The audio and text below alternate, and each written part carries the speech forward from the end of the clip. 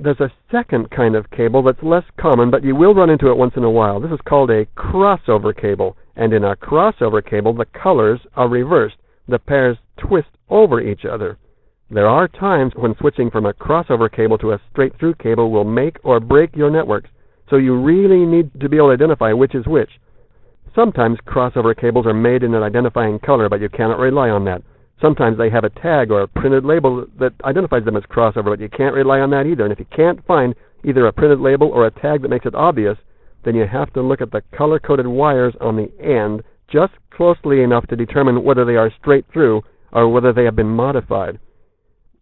If you've got good eyesight and compare the ends of a crossover cable like this, you can see that the colors crossing over is pretty obvious. They're obviously not both wired the same. Once I make that determination, I like to get out a permanent magic marker and write crossover right on the wire for my future reference.